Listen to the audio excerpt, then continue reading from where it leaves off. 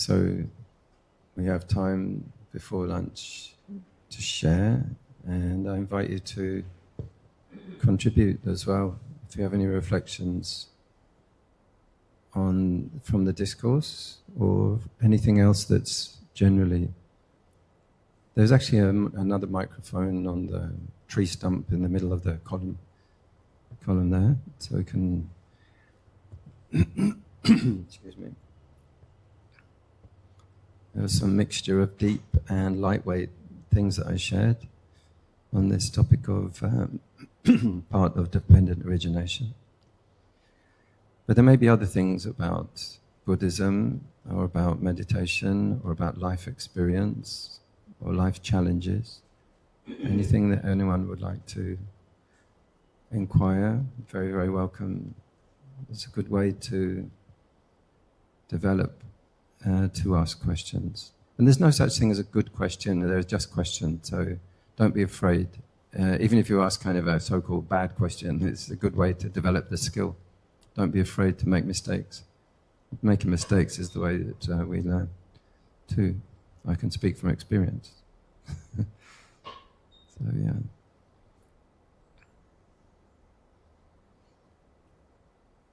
So some of the topics I covered were types of communication.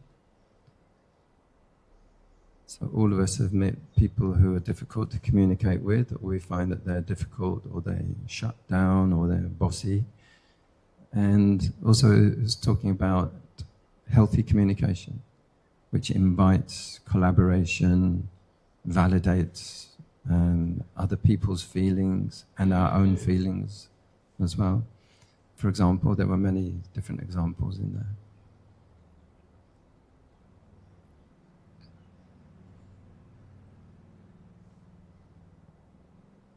I learned a lot from teaching at the school. They say that you teach best what you most need to learn.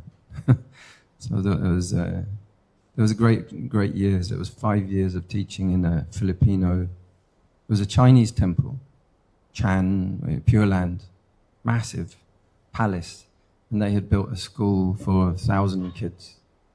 And they put the word out they needed English speaking, because the Shifu didn't speak any. He only spoke Chinese, and even then it was Putian, which is a kind of really dialect. But I got recommended by someone from Singapore, so I went there, and for 5 years I was teaching in the classroom, and there was sort of 10% Chinese kids, and the rest were Filipino, so they spoke English.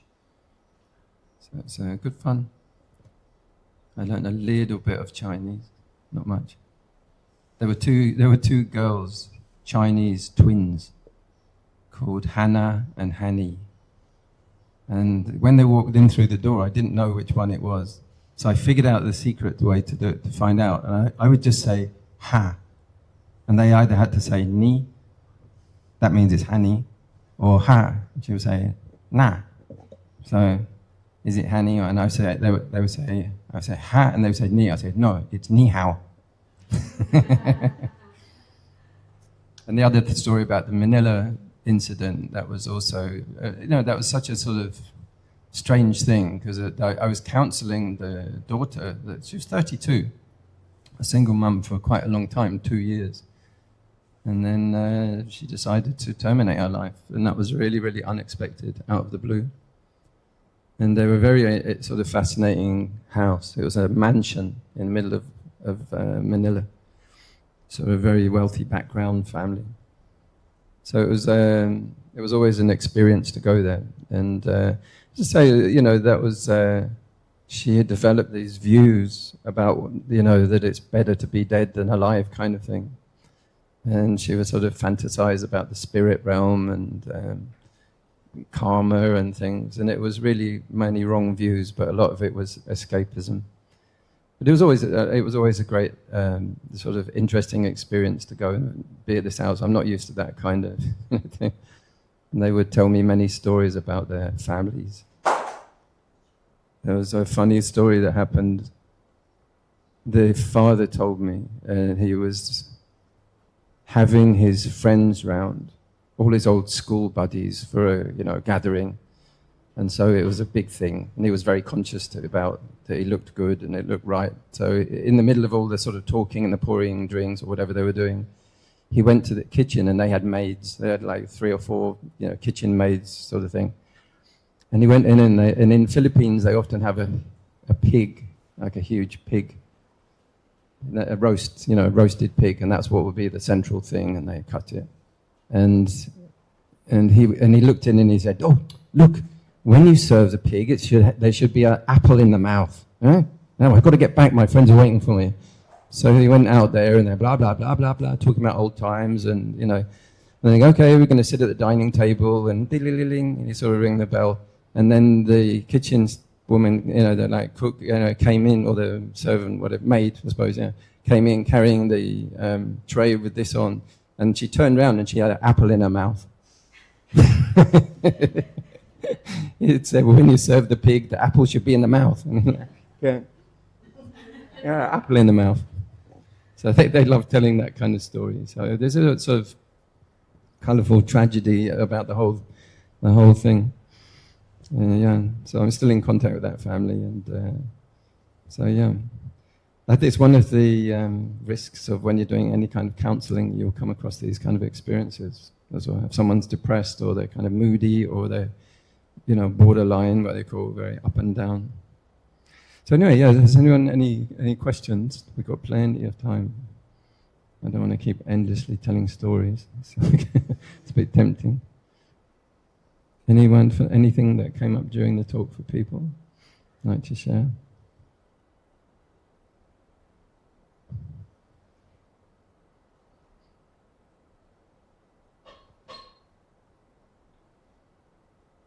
And we had the animal liberation. What was people's experience of that? It's a very beautiful event. Some happy turtles, some happy fish.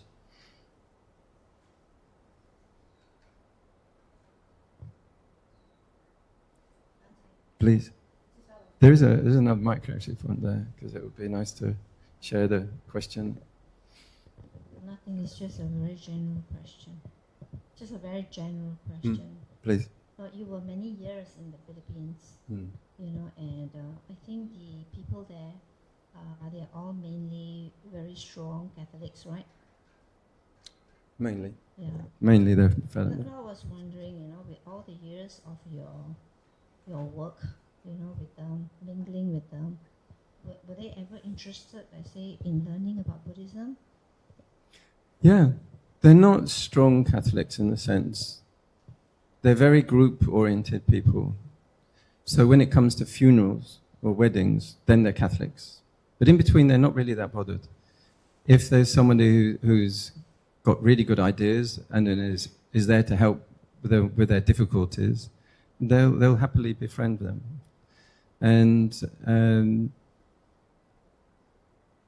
that's what I experienced. Was they were very similar to Myanmar and Thai people in temperament. They were totally willing to offer mangoes or rice or something every morning. And when I was going to give the blessing, I would often say "Pray Tayo," which means "let's pray." And they would just gather in a circle and happily focus. And to them, that just seemed like completely just a good thing. So they're not that spiky or political about it. Even the recent president, he was not very happy about the whole Catholic thing at all. And he said, "Let's move away from it. We don't need it. We're free now. It's not the 16th century where they have the dominant, scary Spanish, Catholic Church and the Pope." And since then, they've gained liberation from America. So now they're proud that they're free to choose how they wish to think.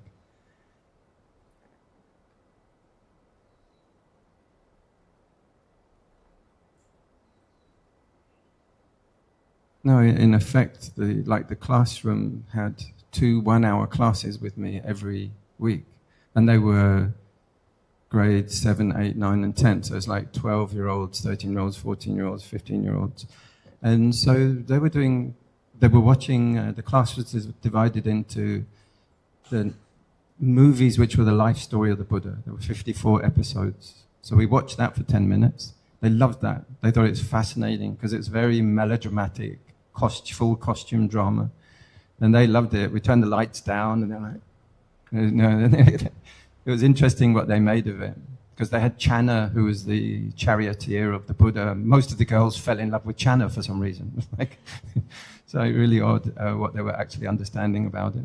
And then I got them many books which just helped them with their teenage issues, sleep disorders, or bullying, or gender, or shyness, social anxiety. And they very, they tuck into those, but that's not really Buddhism, but it was very mindfulness designed. And then there was guided meditation. It was similar to what we just did, just on breathing. So that was very useful, particularly when they went into lockdown. And then they had to cope with isolation when they're very used to, very social school.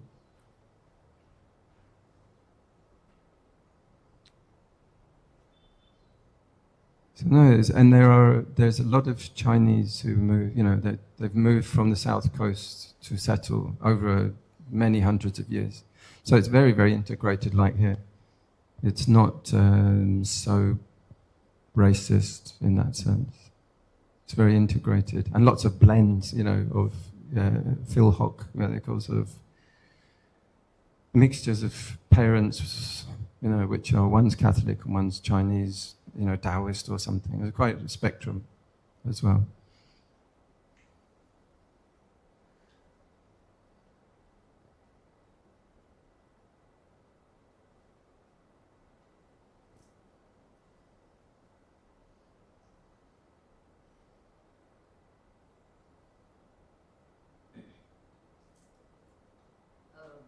Mm.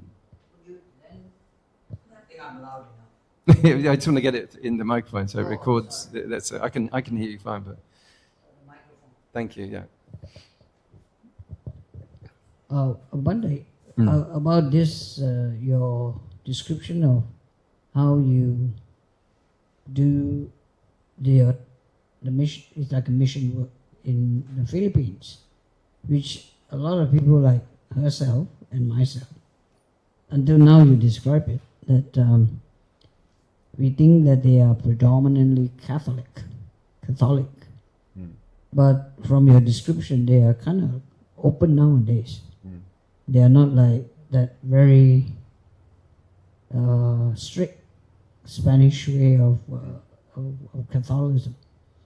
Now, I'm trying to understand, how would you say, like, your interaction with especially the younger kids as a kind of education that have the Dharma being transmitted to them? In how do you see it? That's what I'm trying to come to terms with. I understand it like Dharma initially was like some strict thing, like you study the sutras and everything. But as I go along in my own life, I dropped out here and there, and I couldn't cope, with this kind of very strict, regimented thing, learning. So, to me, then religion is not something I can go into, because it's to me, my idea is it has to be so strict. So until I hear your work in working with the Philippines, so would you say that the Dharma has been transmitted to the people you came, like the Filipinos you came in contact with? I do not use the expect like you teach them the suttas and everything, but from your work, when you're helping them to cope with issues of their daily life, like teenagers especially, and teaching them to sit through guided meditation, would that be actually the Dharma has been transmitted already? Thank you. It's a really excellent question. And there's a very, very broad spectrum. I mean, the use of the word religion, so that's the meaning of the word religion means to bind back together again things that have been split apart. So Buddhism was previously in the Philippines a long time ago. Even the name of the Maharlika, which is the original name of the Philippines before it got named after a Spanish invader, it was quite well spread from India. The boats and the merchants went via Suvarnabhumi, which was Indonesia, and round past Singapore, up past Malaysia, and across. So there was quite a lot of spreading of that from people who were trading. Then there's just the fluid nature natural nature of Buddhism. Not if it's taught as a dogma, not if it's taught with threat or fear, or if it comes along with an invasion force where it's forced on people. It's very easy to adapt. You're also honoring people. You're saying, you may offer food. I'll be passing every morning if you wish to. That's very different than going in there and saying, we're going to give you, this thing, but you have to accept this, this holy book. And then there's a lot of that in the hill tribes around Thailand, where certain religions will give missionary help, but in exchange for they give their holy books. So I always avoided this kind of attitude. And so the sharing of food in the dana, everybody seems to really love that, and they understand it very well, and they take it very seriously, that they receive a blessing, and the accumulation of blessings is a good thing.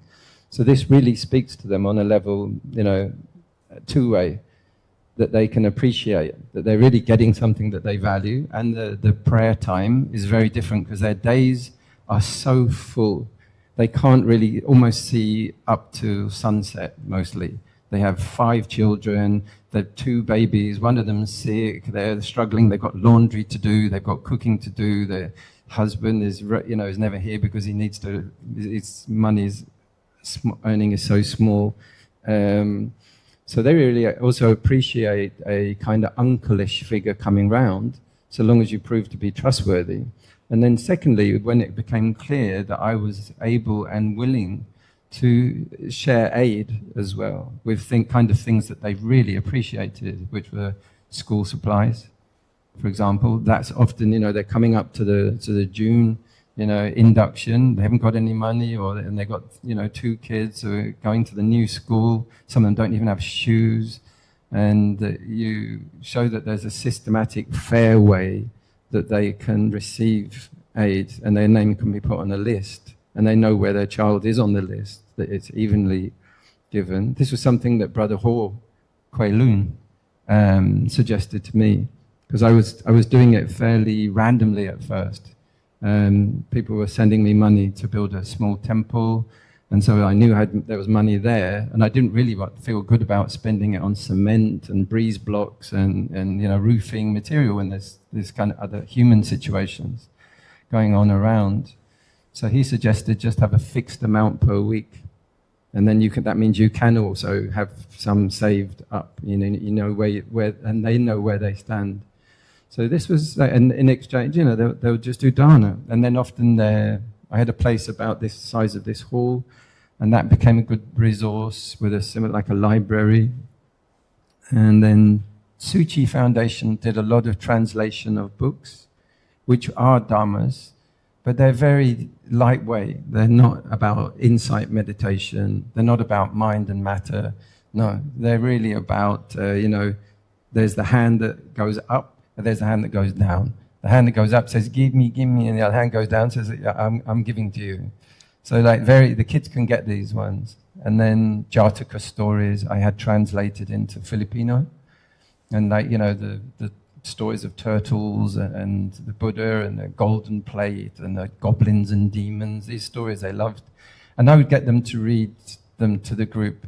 I would get, and often these sort of young girls, they're like 9, 10, 11, they love responsibility. you know, and often, I got the idea of the bamboo bank, you know, with a slot in, and I would take that round, and then on the weekend, they'd love to do that, like empty it out and count out the money, and then they would all decide what they're going to buy, and I would send them off to the town, and they would come back and show everything that they'd got, which is like, had to be educational things, the sharing of food, like getting all the kids to sit in a circle with all of the food dana, and then, you know, that would be on a big dish thing, and then they would pass them one by one round, and then we would say, okay, stop, right, and then whoever's got the food, and then they had to say, who wants to give, not who wants to get. Who wants to give? And they go, well, I do. I said, okay, who do you want to give to? I want to give to Stephen. Okay, right.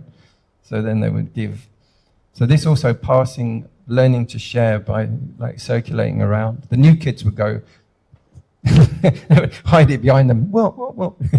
So they hadn't learned yet, you know, what we're teaching. So teaching without words, because Buddhism is very verbal and bookish. So I had to learn that. And even like YouTubes which show animals rescuing other animals, this kind of thing, which doesn't have any words. You know, they just see where there was a gorilla pulling out a duck out of the water that had broken its wing or something. They would understand those kind of things. So that was a whole new way of sort of realizing that all of the stuff I'd learned wasn't any use at all, almost. It had to be really rethought, you know, for that situation. But it was a long time. There was the one time on the island where I was just on my own doing it, and then there was another time which was in the school. So that was also learning the power of education, which the Buddha really advocated. You know, teaching people to be resourceful on their own rather than being a provider of material things. So they never, the idea of, it wasn't like converting or something, didn't come over like that. And even the local churches respected what I was doing. And I never demanded, you know, anything like that. Even in the school, you know, they would go through 4 years of education with me. And even at the end, if they still want to believe in God and Jesus and everything, fine. I'm not bothered. They've at least been offered the whole buffet of a lot of things from Buddhism, and they've seen that it's more self-help, psychotherapy. It's not asking or, you know, for help from an invisible creator. It's really quite different. So then they can make their mind up. I think that's fair. At least that they are given the awareness, fair awareness.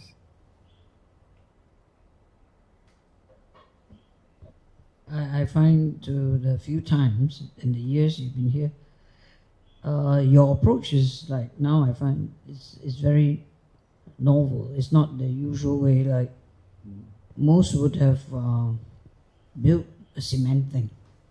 It is still very much, still have that element is still very strong. But I'm not saying it's wrong. I think it's like you've been there to Philippines, you saw what is Philippines and you digest it to your practice and you put it into use, what is your path, the journey you took to help them using that knowledge. So in other places like, take Myanmar, which has had quite a major earthquake, I think that one. So the approach is that now groups are still collecting monies and they are sent, but at least now they have to build their homes and revive most of the infrastructures for daily living. But there are still this is where I question myself. To contribute to just building something, cement for a bigger temple, bigger stupa and everything. That is what I question myself. Yeah. So hearing a different perspective from you is enlightening, you know, because it's opened up a different thing. And from your description, that Buddhism actually came much earlier because of the merchants. Yeah, the merchants, they travel well. And even Southeast Asia is considered very much, there was the golden years of a Buddhist civilization historically. Before then it fades away, it gets overtaken by later on the mission works who came along with the other ships like conquerors, like mostly those colonial powers. And actually I believe Islam also came with the traders initially, but society then were able to embrace almost every kind of philosophy and teaching, as you see through historical records. Persia bloomed because they may be Muslim, but they accepted a lot of teachings that the monks, as they walked through the Silk Roads, they were invited to share. So the condition then provided a very rich learning. That's why the civilization went and left us evidence of how well, unlike now what we are going through now, we are living through, and we just step into the first day of 2026.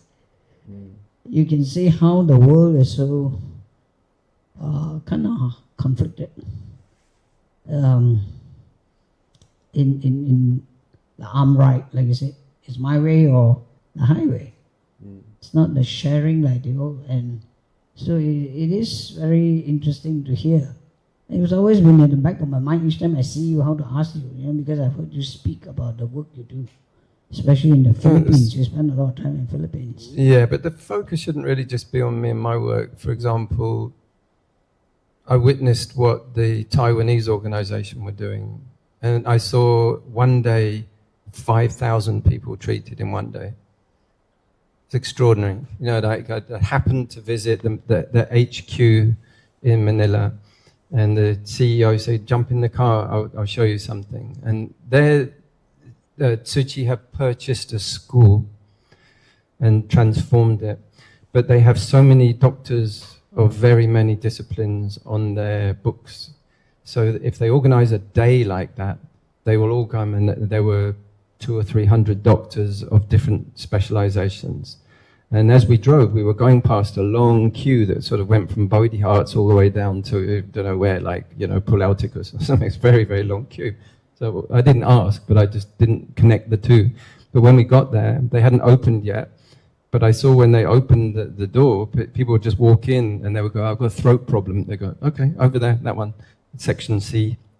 Another one goes, "I've got eye problem." And 5,000 people came in and were given free treatment on one day. So, I doubt whether I treated anything nowhere near that, even in 5 years. So that's the power of collectivism. Whereas what I was trying to do was to merge Thai, Mya, and Theravada, Burmese and Thai tradition, which is quite individualistic in a way, with their needs and some of that philosophy over a longer period. So it's a question also of how the Filipinos themselves want to absorb it and how they're going to want to use it. But they were very responsive and very, very respectable all the way through. I'm not exactly convinced how, when the main problem is poverty, that's really the main problem, and there are systemic drivers. The hospital care had not been free for a long time, so that was causing cycles. Where a person's mother would get cancer, they were going for 2 weeks, and now the family is in debt, and they have to give their land to the hospital, that kind of thing. Very sick systems that needed slowly, changing.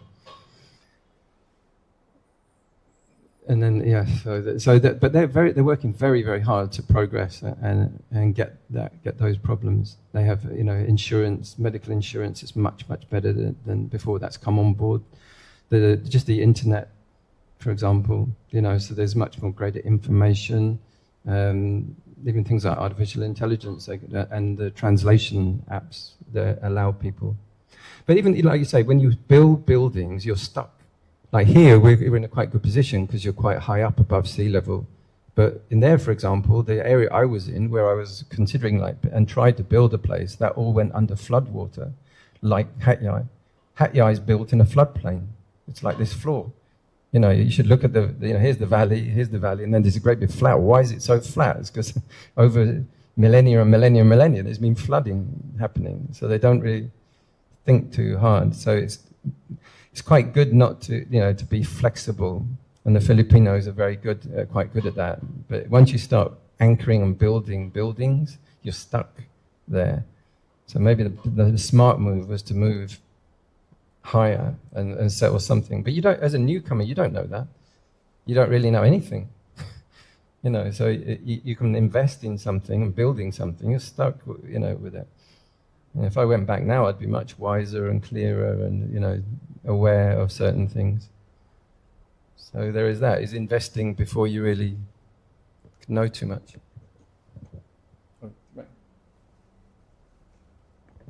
Is anyone a brief thing before, or should we go through and do lunch? Great.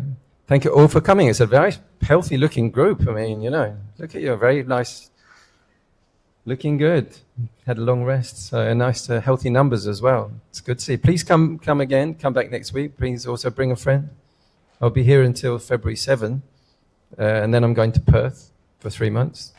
So if attend and bring some people. We have a nice community support group. Sadhu, sadhu.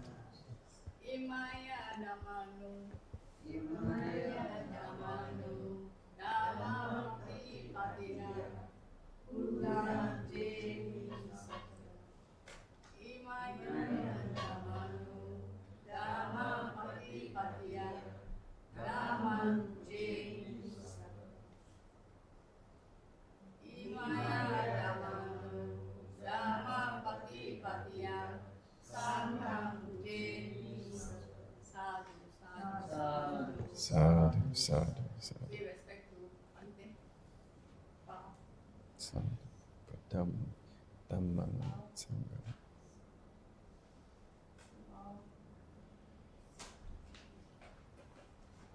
Thank you. Sadhu, sadhu. Very welcome. This talk has been recorded. It will go up to the group chat.